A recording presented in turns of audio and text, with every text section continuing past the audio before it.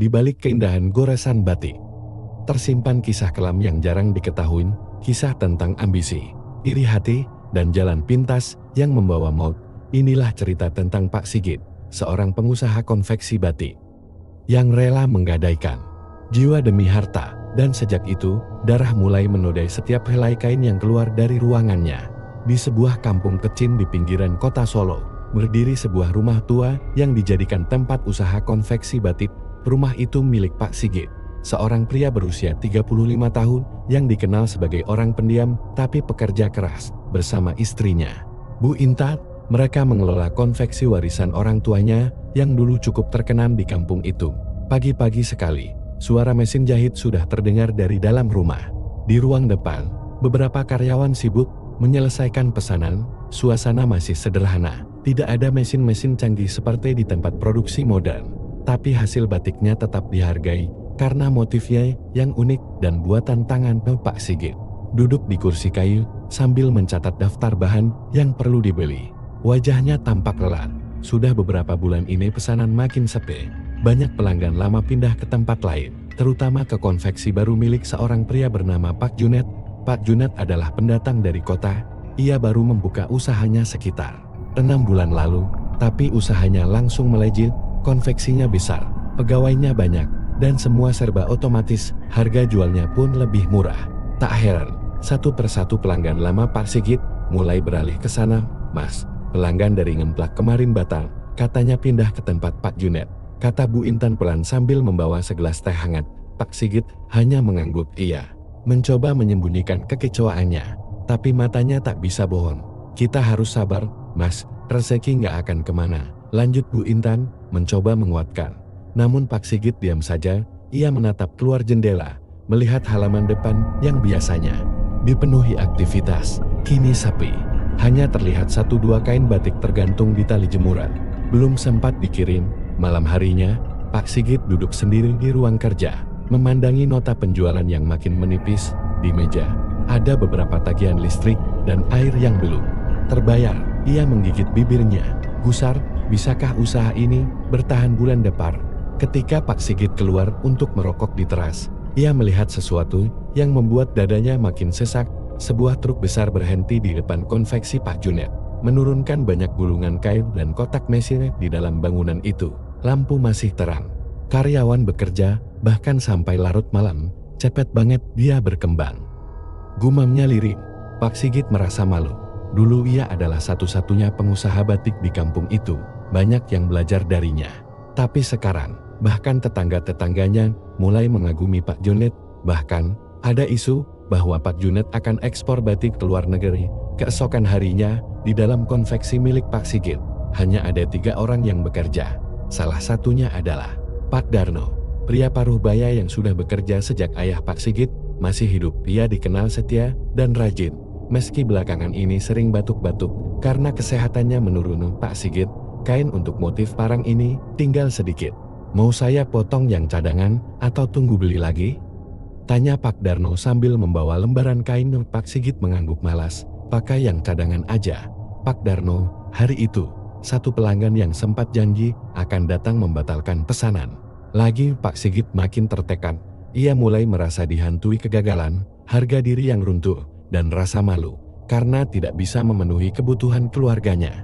Bu Intan sudah mulai mengurangi belanja dapur, bahkan memutuskan untuk menjual perhiasan kecilnya demi gaji karyawan. Di malam yang sunyi, saat kampung mulai sepi dan suara jangkrik terdengar jelas, Pak Sigit keluar rumah. Ia berjalan menyusuri jalan setapak ke pasar malam yang kebetulan sedang buka di lapangan desa.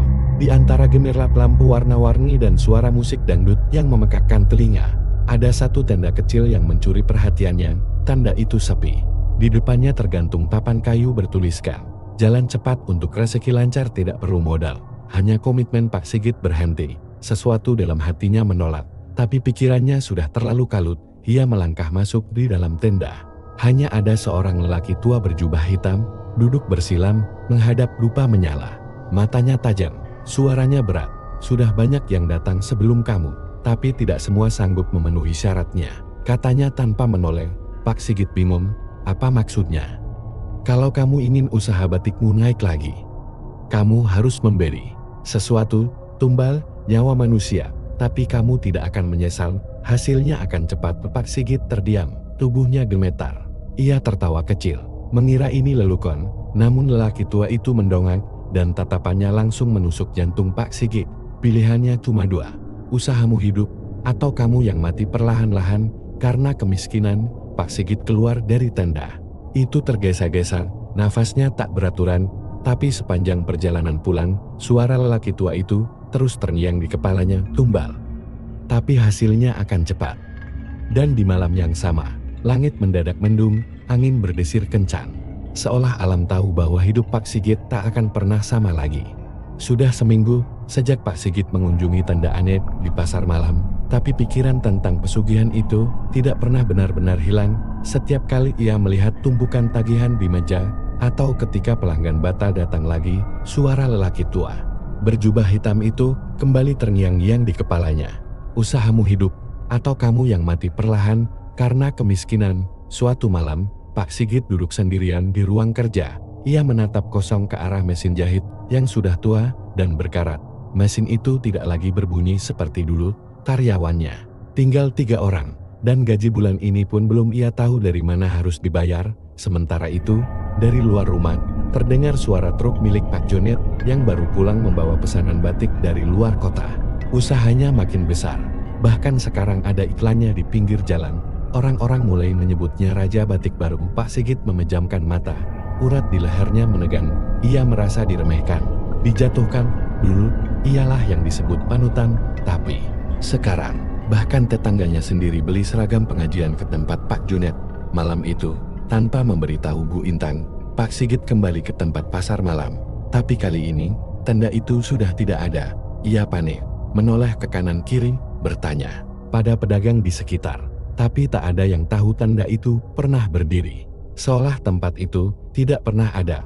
Tapi saat ia hendak pulang, di bawah sandal jepitnya, ia menemukan selembar kain batik lusuh berwarna hitam dengan motif aneh seperti wajah-wajah manusia meringis kesakitan. Di balik kain itu, tertulis satu kalimat dengan tinta merah, "Datanglah ke hutan cengklik." Malam Jumat Kliwon, Bu Intan mulai merasa ada yang berubah dari suaminya. Pak Sigit jadi sering melamun, lebih sering marah tanpa sebab, dan malam-malam kerap keluar rumah tanpa pamit. "Mas, kamu kenapa akhir-akhir ini? Kok kayak orang yang bukan Mas Sigit yang aku kenal?" tanya Bu Intan suatu malam. Pak Sigit hanya menjawab singkat, "Lagi banyak pikiran." Tentu Bu Intan tahu, tapi ia tak menduga bahwa malam itu, saat ia tertidur, suaminya pergi ke hutan cengklik seorang diri, membawa kain batik hitam yang aneh itu. Langit malam Jumat Kliwon gelap sekali. Bulan purnama hanya tertutup awan tipis, dan suara burung hantu terdengar dari kejauhan. Pak Sigit berjalan melewati jalan setapak menuju tengah hutan, mengikuti bau dupa yang menusuk hidungnya. Di tengah hutan, ia menemukan sebuah altar batu tua dengan simbol-simbol aneh. Lelaki berjubah hitam itu sudah menunggunya, berdiri dengan tubuh tegap meski usianya tampak sudah sangat tua. "Sudah siap?" tanya lelaki itu. Pak Sigit menelan ludah, "Saya harus lakukan ini. Saya nggak punya pilihan lain." Lelaki itu menyerahkan mangkuk tanah liat berisi darah ayam hitam dan potongan rambut manusia. "Kamu harus ikuti semua yang aku perintahkan. Kalau melesat sedikit, kamu sendiri yang akan jadi tumbalnya." Ritual berlangsung selama hampir 1 jam. Pak Sigit diminta bersumpah di atas kain batik hitam untuk memberikan tumbal manusia pertama dalam waktu 3 hari. "Siapapun yang kamu pilih, dia harus masih bernafas saat diserahkan," ucap lelaki tua itu dingin. Keesokan harinya, Pak Sigit tidak bisa tidur. Ia gelisah. Tapi saat ia membuka buku pesanan, entah dari mana, ada 5 pelanggan baru yang menghubungi dan ingin memesan dalam jumlah besar. Bahkan salah satu dari mereka dari luar kota. Ia tak percaya, tapi senyum mulai muncul di wajahnya. Pesugihan itu berhasil, namun ia sadar waktunya 3 hari. Ia harus memberikan tumbal. Pak Sigit berpikir keras, ia tak mungkin mengorbankan orang luar, terlalu banyak risiko. Lalu matanya tertuju pada satu orang, Pak Darno. Pak Darno adalah karyawan paling lama. Ia sudah tua, tidak punya keluarga dekat lagi selain anak dan istri di kampung seberang. Tubuhnya pun sudah lemah, sering batuk-batuk dan izin pulang cepat. Dia bisa pergi tanpa ada yang curiga. Bisik suara gelap di dalam hati Pak Sigit. Hati kecilnya menjerit, menolak, tapi pikirannya berkata lain, ini demi usaha, demi masa depan. Malam itu, Pak Sigit menyuruh Pak Darno untuk lembur, mengerjakan motif baru, yang katanya pesanan mendesak. Pak Darno menuruti, meski tubuhnya sudah tampak letin. Saat waktu menunjukkan pukul 11 malam, Pak Sigit datang membawa air teh. Tolong minum dulu, Pak Darno, biar nggak lemas, katanya ramah. Pak Darno tersenyum, tak tahu bahwa teh itu sudah diberi ramuan bius. Beberapa menit kemudian, tubuhnya terkulai lemas di atas mesin jahit dengan wajah pucat dan tangan gemetar. Pak Sigit mengangkat tubuh Pak Darno dan memasukkannya ke dalam karung besar, lalu membawanya ke hutan cengklik menggunakan sepeda motor butut miliknya. Di sana, lelaki berjubah hitam sudah menunggu, bersama kain batik hitam yang kini menyala. Samar dalam gelap, tumbal diterima.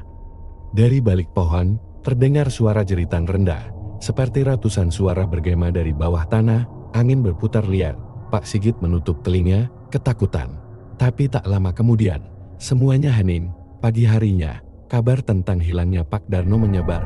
Karyawan lain mencari, tapi tak ada yang tahu kemana ia pergi. Bu Intan juga heran, karena Pak Darno tidak pernah absen tanpa izin. Sementara itu, konveksi Pak Sigit mendadak ramai. Pelanggan baru datang satu persatu, pesanan membludak.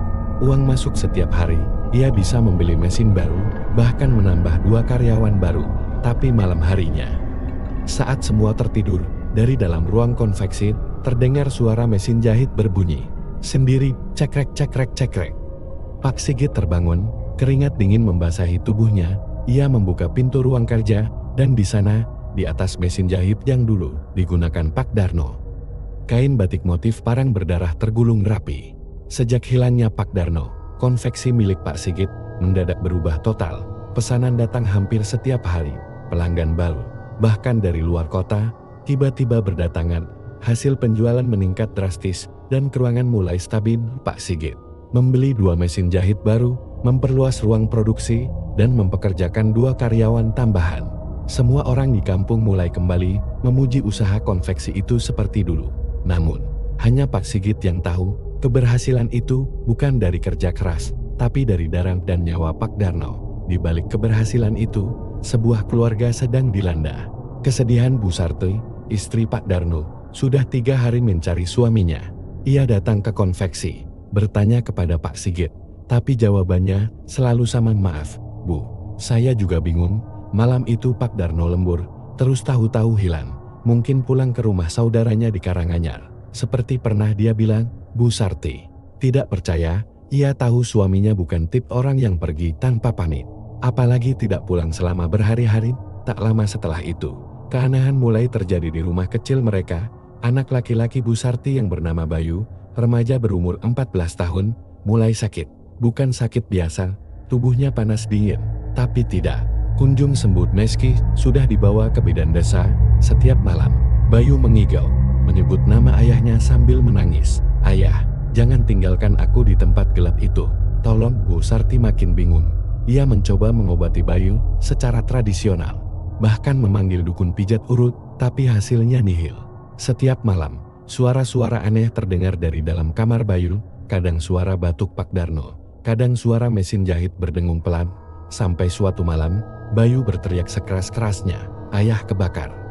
Ayah kebakar!" Tangannya dijahit. Bu, Bu.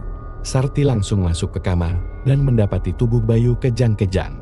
Di bajunya ada bekas bercak darah aneh berbentuk seperti motif batik parang rusak, tapi ketika dipanggilkan orang pintar keesokan harinya, bercak itu menghilang. Orang pintar itu hanya menggeleng kepala. Ada yang mati tak wajar, Bu, truhnya belum tenang, dan anak panjenengan jadi penghubung. Sementara itu, Pak Sigit mulai dihantui rasa bersalah yang makin kuat. Ia tak bisa tidur nyenyak. Setiap malam, suara mesin jahit berbunyi sendiri. Kadang terdengar suara Pak Darno batuk-batuk di ruang kerja. Padahal semua orang sudah pulang. Suatu malam, saat ia masuk ke ruangan itu, ia melihat bayangan seseorang duduk di depan mesin jahit. Punggungnya membungkuk, memakai baju lusuh seperti yang sering dikenakan Pak Darno. Pak Sigit terpaku di ambang pintu. Pak Darno. Bayangan itu perlahan menoleh. Wajahnya hitam, penuh luka jahitan, dan matanya putih kosong. Mulutnya terbuka, mengeluarkan suara pelan, seperti desisan napas terakhir. Gantian, Pak Sigit terjatuh. Ia merangkak mundur keluar ruangan, tapi saat ia kembali menyalakan lampu, sosok itu sudah tidak ada. Hanya kain batik hitam yang tergulung rapi di atas meja. Seperti biasa, di sisi lain, Bu Intan juga mulai merasakan keanehan di rumah. Sejak konveksi ramai kembali, suaminya jadi makin tertutup. Ia sering memandangi dinding tanpa bicara, dan jika ditanya soal usaha, jawabannya singkat dan tidak jelas. Suatu malam, Bu Intan menemukan kain batik hitam aneh di bawah tumpukan pesanan di gudang. Kain itu tidak seperti kain lainnya, motifnya seperti wajah-wajah manusia yang sedang meringis kesakitan saat disentuh. Kain itu terasa dingin, bahkan seperti berdenyut. Merasa tidak tenang, Bu Intan membawa kain itu ke Pak Kai Malik, seorang tokoh agama yang disegani di kampung itu. Begitu melihat kain tersebut, wajah Pak Kai langsung berubah. "Ini bukan kain biasa, Bu. Ini media pesugihan. Ada tumbal jiwa di dalamnya. Ini bukan dagangan, ini perjanjian." Bu Intan terhenyak. Ia mulai menghubungkan semuanya, perubahan sikap suaminya, hilangnya Pak Darno, kemunculan pesanan yang mendadak datang bertubi-tubi. Dan malam itu, Bu Intan menangis sendirian di kamar. Ia tahu suaminya telah melanggar batas. Keesokan paginya, kabar duka datang dari rumah Pak Darno. Bayu meninggal dunia tanpa sebab yang jelas. Menurut bidan, jantungnya berhenti mendadak, tapi Bu Sarti bersikeras. Kematian Bayu ada hubungannya dengan hilangnya suaminya. Ini semua salah. Suami saya nggak hilang, dia dijadikan tumbal. Saya tahu. Teriaknya di depan warga. Suasana kampung pun mulai tidak tenang. Bisik-bisik mulai terdengar. Nama Pak Sigit kembali jadi perbincangan. Ada yang bilang konveksinya terlalu cepat bangkit. Ada pula yang melihat Pak Sigit masuk ke hutan malam-malam, tapi Pak Sigit tak peduli. Ia menatap tumpukan pesanan di mejanya. Tangannya gemetar, peluh dingin menetes dari kening, karena ia tahu tumbal berikutnya akan segera diminta. Sejak kematian Bayu, suasana kampung menjadi mencekam. Warga tidak lagi membicarakan konveksi Pak Sigit dengan pujian. Justru, bisik-bisik mencurigakan mulai terdengar. Di mana-mana. Cepet banget ya bangkitnya konveksi Pak Sigit. Padahal baru-baru ini hampir bangkrut. Ada yang bilang malam-malam dia sering ke hutan. Terus, Pak Darno belum ketemu juga. Sekarang malah anaknya yang mati. Desas-desus itu akhirnya sampai ke telinga Bu Intan. Ia tidak langsung percaya, tapi hatinya tidak tenang. Terutama setelah kejadian aneh yang ia alami sendiri, kain batik hitam dengan motif wajah meringis yang setelah dibawa ke Pak Kai dikatakan sebagai media pesugihan. Bu Intan mulai merasa bahwa suaminya telah melakukan sesuatu yang gelap dan tidak wajar. Malam itu, ia menunggu Pak Sigit tidur. Saat suaminya sudah terlelap, ia membuka lemari kerja yang sering dikunci rapat. Dengan kunci cadangan yang diam-diam ia simpan, Bu Intan berhasil membuka laci kecil di bagian bawah lemari. Di sana, ia menemukan sebuah buku catatan lusuh, ditutupi kain hitam kusam. Ketika dibuka, halaman-halamannya penuh dengan tulisan tangan Pak Sigit. Tapi tulisannya tidak seperti biasa, mirip tulisan tergesa-gesa, kadang tidak terbaca. Beberapa halaman bahkan ditulis dengan tinta merah seperti darah. Di halaman pertama, tertulis, pesugihan batik perjanjian jiwa. Tumbal pertama, Darno karyawan. Hasil, konveksi bangkit. Pesanan masuk. Tumbal kedua diminta setelah 14 hari. Kalau tidak, darah sendiri yang dibayar. Tangan Bu Intan gemetar saat membaca, air matanya jatuh. Ia tidak percaya, tapi semua kejadian akhir-akhir ini menjadi jelas. Ia tahu suaminya sedang berada dalam bahaya, dan mungkin bukan hanya suaminya, siapapun bisa jadi korban berikutnya. Keesokan harinya, Bu Intan diam-diam menemui Pak Kai Malik lagi. Ia membawa buku catatan dan menjelaskan semuanya. Pak Kai membaca dengan seksama, matanya menyipit. Lalu ia mengangguk perlahan. Ini pesugihan kuno, pesugihan batik, dulu pernah ada di zaman kolonial. Setiap sehelai kain dibuat dengan jiwa manusia sebagai tinta tak terlihat. Motifnya akan terus berkembang sampai seluruh tubuh pemilik perjanjian dililit oleh kain itu sendiri. Kainnya hidup. Bu Intan, dia haus darah. Bu Intan terdiam, tubuhnya lemas. Apa saya bisa menyelamatkan suami saya? Pak Kai menatap serius. Hanya jika perjanjian itu dihentikan sebelum tumbal kedua diberikan. Setelah itu, kainnya akan mengikat kuat. Butuh tumbal lebih besar untuk mengakhiri ikatannya. Sementara itu, di konveksi, Pak Sigit sudah semakin kalut. Hari ke-12 sejak tumbal pertama, dan suara lelaki berjubah hitam kembali terdengar dalam mimpinya. Waktumu 2 malam lagi, Sigit. Darah harus mengalir, atau darahmu sendiri yang akan kami ambil. Ia terbangun dengan napas terengah-engah, keringat membasahi seluruh tubuh. Matanya cekun, lingkaran hitam menghiasi bawah mata. Ia tak lagi bisa membedakan siang dan malam. Mesin-mesin jahit seperti hidup, berdengung sendiri tanpa listrik. Bahkan 2 karyawan baru yang ia rekrut mulai merasa ketakutan. Pak, semalam saya dengar suara nangis dari gudang. Pak, ada yang lempar batu ke jendela pas lembur. Pak Sigit pura-pura tidak tahu, tapi batinnya tahu. Kain itu sedang menagih darah. Dan akhirnya, malam yang ditakuti datang. Hari ke-14, Pak Sigit belum memilih siapa yang akan menjadi tumbal kedua, tapi malam itu, ia sudah menyiapkan kain hitam dan sesajen, hendak kembali ke hutan Cengklit. Tapi sebelum ia sempat keluar rumah, Bu Intan menghadangnya. Mas, aku tahu semuanya. Pak Sigit terdiam, wajahnya pucat. Ia tidak bisa lagi berbohong. Mas sudah bunuh Pak Darno, ya? Demi konveksi? Mas ikut pesugihan. Suara Bu Intan gemetar. Pak Sigit mulai menangis. Untuk pertama kalinya, ia mengaku, aku terpaksa, Bu. Aku bingung, kita mau makan apa? Aku cuma pengen kita bisa hidup layak lagi. Bu Intan memeluknya, tapi tangannya menggenggam buku catatan perjanjian. Ia menyerahkannya ke suaminya. Mas, ini harus dihentikan, sekarang juga. Aku udah tanya Pak Kiai, kalau Mas kasih tumbal lagi, semuanya akan lebih sulit diakhiri. Kita bisa kehilangan semuanya, termasuk aku. Pak Sigit menatap mata istrinya lama sekali, air matanya jatuh, tapi dari kejauhan terdengar jeritan. 2 karyawan baru mereka, yang tadi sore lembur di konveksi, tiba-tiba ditemukan pingsan di lantai gudang. Mulut mereka mengeluarkan busa di dinding, tertulis dengan tinta hitam, tumbal sudah diambil. Oleh kain yang haus, Pak Sigit berlari ke gudang. Di sana, ia melihat selembar kain batik hitam tergulung rapi, basah oleh darah. Motifnya semakin menyeramkan, tidak hanya wajah-wajah, tapi kini juga tangan-tangan kecil seperti sedang meraih. Keluar. Bu Intan menjerit dan jatuh terduduk. Pak Sigit menatap kain itu dengan ngeri. Dia gagal. Tumbal kedua sudah diambil tanpa dia pilih, dan itu berarti perjanjian sekarang sudah masuk ke tahap yang lebih dalam. Ia tidak lagi mengendalikan pesugihan itu. Kain itu sekarang punya nyawa sendiri.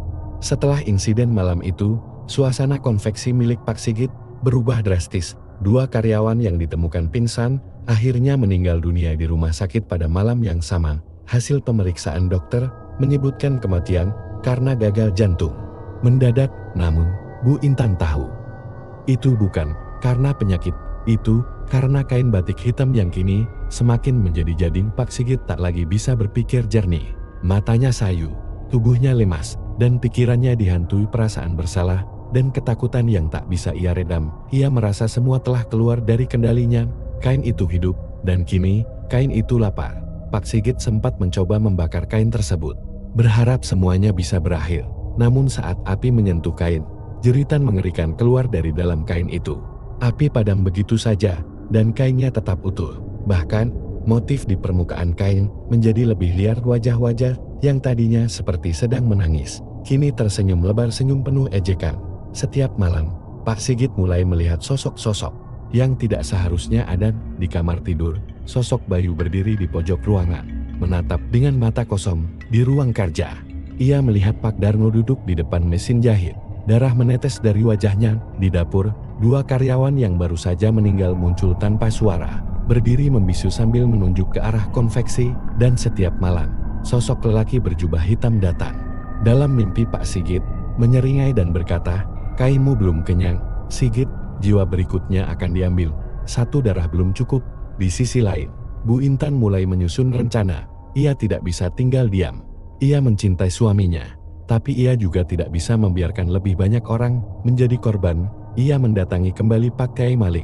Kali ini dengan permohonan serius. "Pak Kiai, tolong, saya ingin memutus perjanjian ini, apapun caranya, meskipun saya harus kehilangan suami saya." Pak Kiai menghela napas panjang. Perjanjian pesugihan seperti ini hanya bisa diputus jika yang membuat perjanjian rela menyerahkan semua yang ia dapat dari perjanjian itu, termasuk nyawanya. Jika perlu Bu Intan terdiam, ia tahu itu akan sangat berat. Namun Pak Kiai menambahkan, satu hal lagi, ada satu cara yang sangat berisiko. Jika kainnya dihancurkan di tempat pertama kali perjanjian dibuat, pada malam Jumat Kliwon, dengan bacaan doa dan pengorbanan tulus dari orang terdekat, bisa istri, bisa anak, maka perjanjian bisa putus. Tapi kalau gagal, kain itu akan merasuki tubuh manusia dan siapapun yang mencoba menghentikannya akan jadi tumbal berikutnya. Bu Intan pulang dengan hati yang berat. Ia tahu Jumat Kliwon tinggal 3 hari lagi. Ia memutuskan tidak memberi tahu Pak Sigit soal rencana ini. Ia hanya ingin menyelamatkan suaminya. Diam-diam, tapi selama menunggu hari itu tiba, teror semakin menjadi. Kain batik mulai bergerak sendiri. Saat karyawan masuk ke gudang, mereka melihat kain batik seperti merambat di lantai. Seorang ibu pelanggan yang datang mengambil pesanan, pingsan. Tiba-tiba setelah menyentuh selembar kain, matanya mendelik, mulutnya menyebut-nyebut nama Darno. Darno. Warga kampung mulai menjauh, tak ada yang berani dekat-dekat dengan konveksi itu. Akhirnya, pada malam Kamis, sehari sebelum Jumat Kliwon, sebuah tragedi terjadi. Pak Sigit menghilang dari rumah. Bu Intan mencarinya ke seluruh penjuru rumah, bahkan ke konveksi, tapi tidak ada. Namun di ruang kerja, ia menemukan catatan baru di meja kerja Pak Sigit. Tulisan itu hanya satu kalimat, tapi membuat darahnya membeku. Kalau kain ini tidak diberi jiwa malam ini, aku yang akan dimakan. Bu Intan panik. Ia tahu suaminya pasti pergi ke hutan Cengklik, tempat awal ia membuat perjanjian. Malam itu, tanpa pikir panjang, Bu Intan membawa kain batik hitam yang dibungkus dalam karung goni, serta buku perjanjian, dan satu tas berisi sesajen. Seperti yang diminta oleh Pak Kiai, ia naik sepeda motor sendirian, menuju hutan yang sunyi dan gelap gulita, dan di tengah hutan itu, ia menemukan suaminya. Pak Sigit berdiri di depan sebuah batu besar yang ditutupi lumut. Di depannya ada lingkaran merah yang tampak seperti darah kering, dengan lilin-lilin menyala di sekelilingnya. Wajahnya pucat, tangannya gemetar, memegang pisau kecil. Aku nggak bisa, Nurul, ucapnya pelan, saat melihat istrinya datang. Kainnya minta nyawa, tapi aku nggak bisa bunuh siapa-siapa lagi. Bu Intan mendekat, memeluk suaminya erat. Kita akhiri malam ini, Mas, aku sudah bawa semuanya, aku siap. Pak Sigit menatap istrinya, ia tidak mengerti. Kamu siap apa kalau harus aku yang jadi tumbalnya agar perjanjian ini putus? Aku rela. Pak Sigit langsung menggeleng. Tidak. Kamu satu-satunya orang yang aku punya sekarang. Aku lebih baik mati. Tiba-tiba, angin kencang berhembus. Suara tawa terdengar dari balik pepohonan. Sosok lelaki berjubah hitam muncul dari dalam kegelapan. Waktumu habis, Sigit. Pilih istrimu atau dirimu sendiri. Kain batik hitam dalam karung tiba-tiba bergerak liar, keluar dari karung, melayang di udara, dan melilit tubuh Pak Sigit perlahan. Pak Sigit berteriak, tubuhnya melawan, tapi kain itu seperti ular besar yang haus darah. Bu Intan membaca doa keras-keras, seperti yang diajarkan Pak Kiai.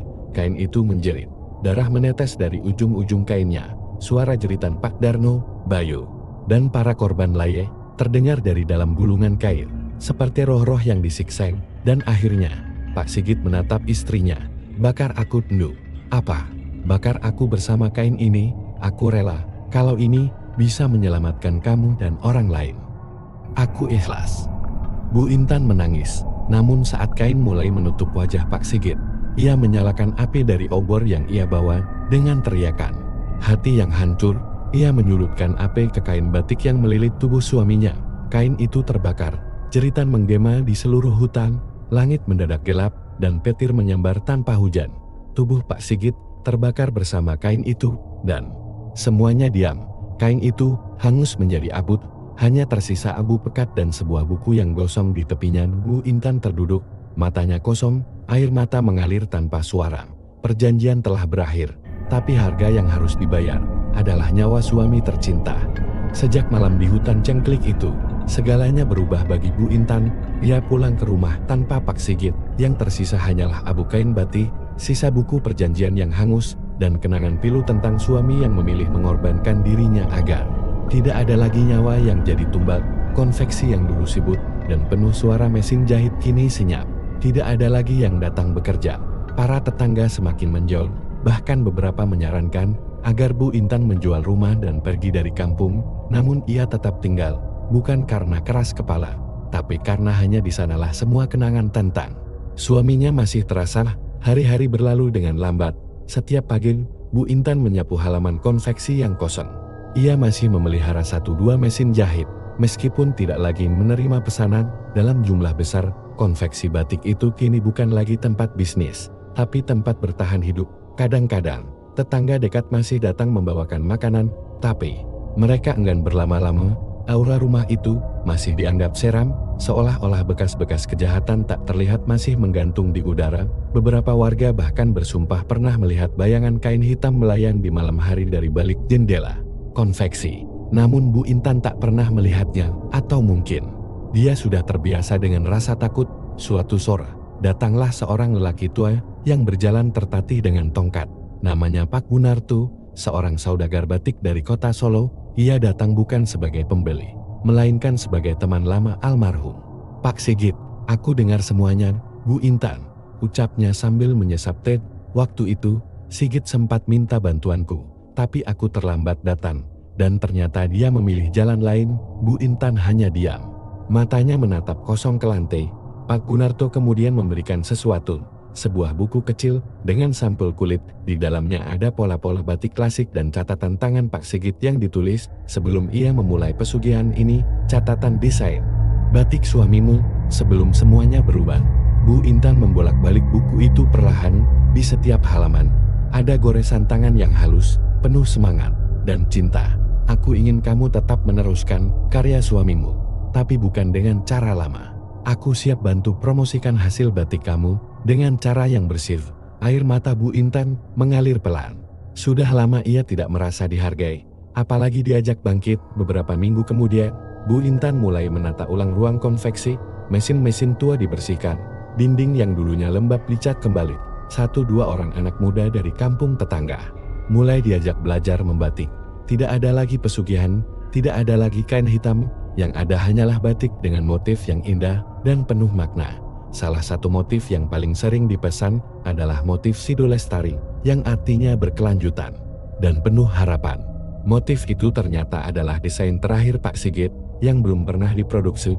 Bu Intan menyebut setiap hasil karyanya sebagai batik dari jiwa yang diselamatkan, bukan sekadar kain, tapi simbol dari pengorbanan, bahwa harta bisa dicari, tapi jiwa tak bisa diganti. Namun, meskipun hidup mulai berjalan, luka di hati Bu Intan tidak pernah benar-benar sembuh.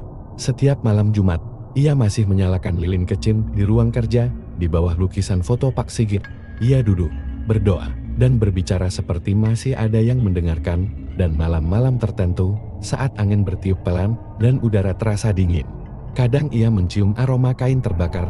Tak lama, terdengar suara mesin jahit yang berdengung pelan sendiri dari ruang konveksi yang seharusnya kosong. Tapi Bu Intan tidak takut lagi. Ia hanya tersenyum dan berbisik, "Terima kasih, Mas, sudah melindungiku. Sekarang, biar aku jahit hidup kita kembali." Meski sendiri, 3 bulan setelah kejadian mengerikan itu, konveksi Bu Intan mulai bangkit perlahan. Ia tidak lagi memproduksi secara besar-besaran seperti dulu, tapi pesanan datang dari mulut ke mulut, terutama karena motif batiknya yang unik dan syarat makna. Bu Intan merasa lebih tenang. Tidak ada lagi mimpi buruk, tidak ada kain yang bergerak sendiri, tak ada suara-suara aneh atau bisikan yang mengganggu. Semua terasa seperti baru. Namun ketenangan itu mulai terusik pada suatu sore yang mendung. Hari itu, sekitar jam 3, saat para pekerja sudah mulai bersiap pulang, seorang pria asing datang ke konveksi. Ia mengenakan jas hitam rapi, berkacamata gelap, dan membawa koper besar. Langkahnya tenang tapi dingin, dan wajahnya tidak familiar sama sekali bagi Bu Intan. "Permisi, saya mencari Bu Intan," ujarnya dengan suara dalam. Bu Intan mengangguk. "Saya sendiri, bisa dibantu?" Pria itu memperkenalkan diri sebagai Tuan Bagas, seorang kolektor batik antik dari Jakarta yang tertarik membeli batik motif klasik dari berbagai daerah. "Saya mendengar Anda memiliki beberapa motif langka, termasuk satu yang sangat saya incar, motif batik tumbal jiwa," katanya sambil tersenyum tipis. Bu Intan langsung terdiam. Ia tidak pernah menyebut motif itu ke siapapun. Bahkan ia tidak pernah berani menyentuh lembaran terakhir dari buku desain milik almarhum Pak Sigit, karena motif itulah yang digunakan saat pesugihan. Maaf, motif itu tidak untuk dijual, kata Bu Intan tegas. Namun Tuan Bagas justru meletakkan koper di atas meja, membukanya perlahan. Di dalamnya ada uang tunai banyak sekali, ratusan juta rupiah. Saya akan membayar 5 kali lipat harga pasar. Saya ingin 1 lembar kain batik dengan motif itu. Saya tahu Anda satu-satunya yang bisa membuatnya. Bu Intan menelan ludah. Jumlah uang itu bisa membayar semua utang masa lalu, memperluas bisnis, bahkan mungkin membuatnya pensiun dini. Tapi harga yang dulu dibayar Pak Sigit lebih dari uang. Malam itu, Bu Intan tidak bisa tidur. Ia duduk di depan buku catatan suaminya. Halaman terakhir, tempat motif tumbal jiwa digambar, masih tertutup segel benang hitam. Akhirnya ia buka. Motifnya rumit, penuh garis tajam dan lengkungan yang membentuk wajah-wajah manusia. Ada mata-mata kosong, mulut teriak, dan di tengahnya ada sosok perempuan berselendang hitam berdiri membelakangi semua. Wajah perempuan itu sangat familiar. Apakah ini aku? Bisik Bu Intan. Tangannya gemetar. Ia buru-buru menutup kembali buku itu. Namun malam itu, suara mesin jahit terdengar dari dalam konveksi. Padahal semua mesin sudah dimatikan dan ditutupi kain. Bu Intan berjalan pelan ke sana, membawa senter, dan di tengah ruangan, ia melihat satu mesin jahit menyala sendiri. Dan selembar kain berada di bawah jarumnya. Kain itu sedang dijahit otomatis. Dan perlahan-lahan motif di atasnya mulai terlihat. Tumbal jiwa. Bu Intan panik. Dia berteriak dan mencabut kabel listrik. Tapi saat mesin mati, kainnya tetap utuh seolah-olah memang sudah selesai dijahit oleh sesuatu yang tidak kasat mata. Keesokan paginya, Tuan Bagas kembali. Saya tahu Anda sudah membuatnya. Saya bisa mencium aroma motif itu. Serahkan. Bu Intan terdiam, matanya menatap koper yang kini diisi lebih banyak uang. Namun tiba-tiba ia merasa ada sesuatu yang aneh. Bayangan pria itu tidak terlihat di lantai, dan saat ia membuka pintu agar cahaya masuk lebih banyak, Tuan Bagas justru mundur perlahan. Kau bukan manusia, bisik Bu Intan. Tuan Bagas tersenyum. Matanya yang tadinya tersembunyi di balik kacamata kini terbuka dan berwarna merah menyala. Saya adalah bagian dari perjanjian lama. Saya datang untuk menagih. Jika tidak ada tumbal motif ini, akan mencari pemiliknya sendiri. Dalam kepanikan, Bu Intan membakar kain motif tumbal jiwa yang muncul semalam. Tapi saat api membesar, jeritan Pak Sigit terdengar dari dalam api itu. Intan, jangan! Bu Intan tersentak. Ia menjatuhkan korek. Air matanya mengalir deras. Api itu padam sendiri, meninggalkan abu dingin dan aroma terbakar yang membekas di dinding. Tuan Bagas sudah menghilang, tak ada jejaknya. Koper uang pun ikut lenyap. Namun, sejak hari itu, Bu Intan tahu pesugihan itu mungkin sudah selesai, tapi kutukan motifnya belum benar-benar hilang. Motif itu menyimpan nyawa, dan nyawa selalu ingin kembali. Beberapa hari kemudian, seorang pelanggan yang membeli kain dari Bu Intan mengalami kecelakaan misterius. Ia selamat, tapi bercerita bahwa sebelum mobilnya terguling, ia melihat selembar kain terbang di jalan, melilit kaca depan mobilnya. Saat ia menunjukkan kain itu, motifnya samar-samar mirip tumbal jiwa. Bu Intan hanya bisa menggigit bibir. Dia tahu ini belum berakhir, dan suatu malam, saat membuka buku desain lama Pak Sigit, Bu Intan mendapati halaman kosong yang sebelumnya tidak ada. Kini memiliki sketsa baru, motif batik, dengan wajahnya di tengah kain. Pagi itu, Bu Intan duduk diam di ruang tengah. Di tangannya, buku catatan milik almarhum Pak Sigit terbuka di halaman terakhir yang entar. Bagaimana kini membuat sketsa wajahnya sendiri di tengah motif batik yang menyeramkan. Wajahnya digambar dengan sangat detail, seolah dibuat oleh tangan suaminya sendiri. Namun Bu Intan tahu, Pak Sigit sudah mati.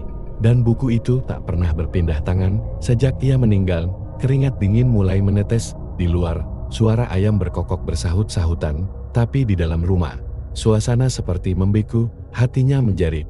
Ini bukan sekadar sketsa, ini adalah panggilan hari.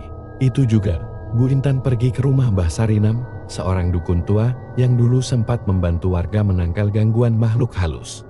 Ia tinggal di pinggiran desa, di sebuah rumah panggung yang dipenuhi bau menyan dan bunga kering. Sesampainya di sana, Bu Intan menunjukkan buku catatan dan bercerita tentang Tuan Bagas serta motif batik kutukan itu. Mbah Sarinam menatapnya dengan mata tajam.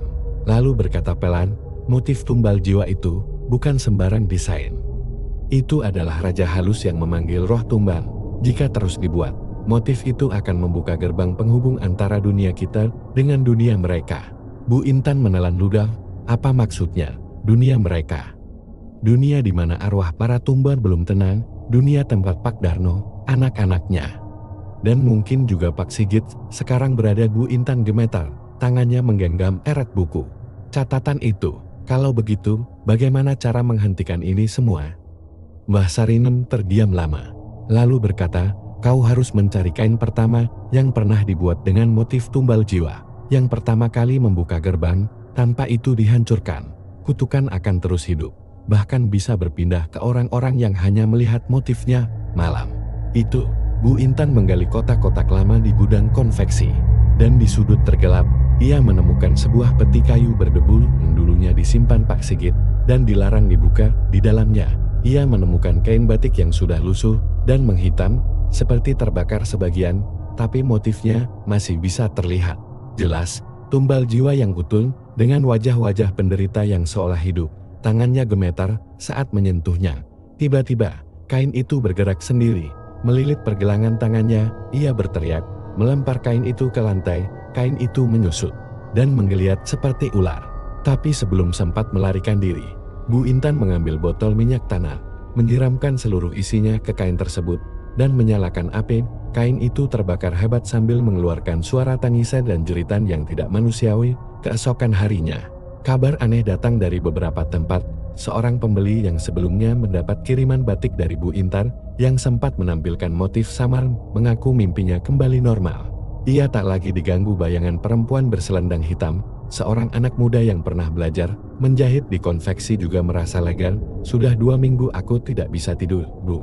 Tapi tadi malam, seperti ada yang pergi dari rumahku. Bu Intan tahu kain pertama itu memang kunci.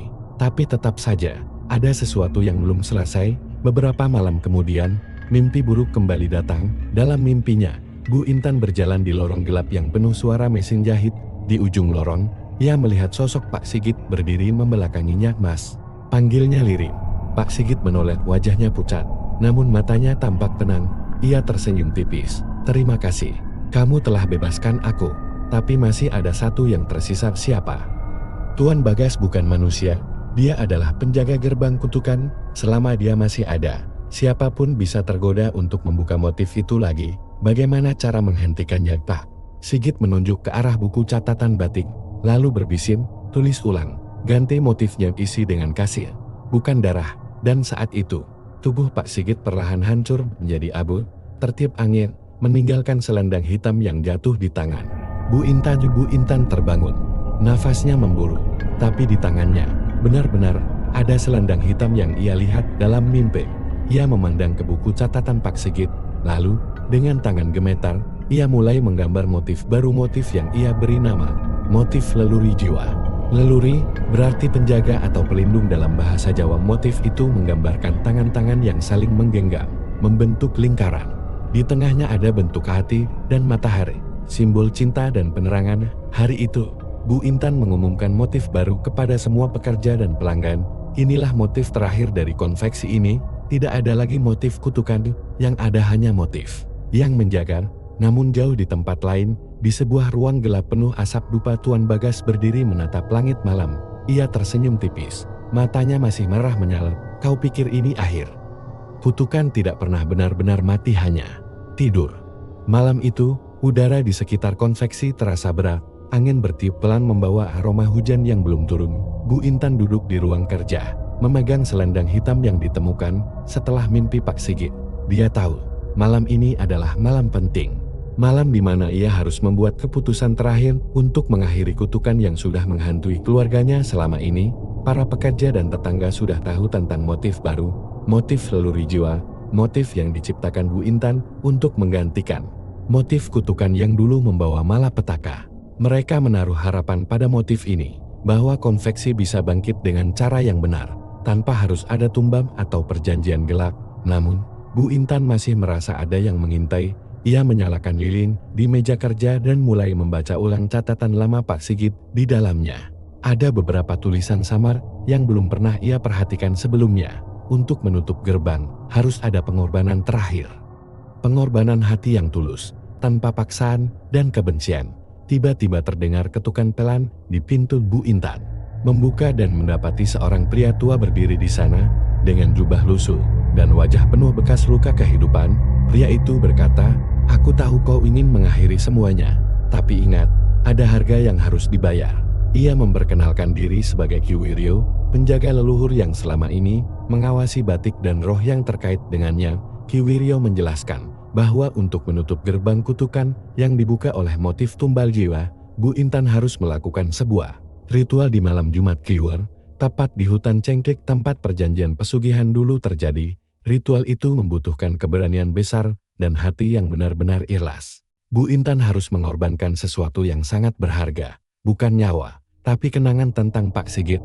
Malam Jumat Kliwon tiba, Bu Intan berjalan sendiri menuju hutan Cengklit dengan membawa motif baru yang sudah ia buat dan selendang hitam peninggalan Pak Sigit. Hutan gelap dan dingin, suara binatang malam terdengar bersahutan.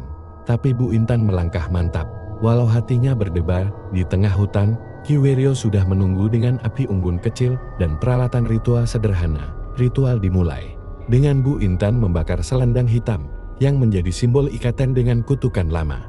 Api menjilat kain itu, dan suara bisikan roh-roh mulai terdengar. Namun Bu Intan menahan diri dan terus berdoa. Lalu ia membuka buku catatan, mengambil motif baru, dan menuliskannya di atas kain putih bersih, sambil membaca mantra yang diajarkan Ki Wiryo. Ia melukiskan harapan dan cinta, menggantikan setiap goresan motif lama dengan cahaya. Tiba-tiba angin kencang berhembus. Dari balik pepohonan, muncul sosok Tuan Bagas, wajahnya yang merah menyala penuh amarah. "Apa kau pikir dengan motif baru bisa menghapus semuanya? Aku penjaga gerbang ini. Aku takkan pergi."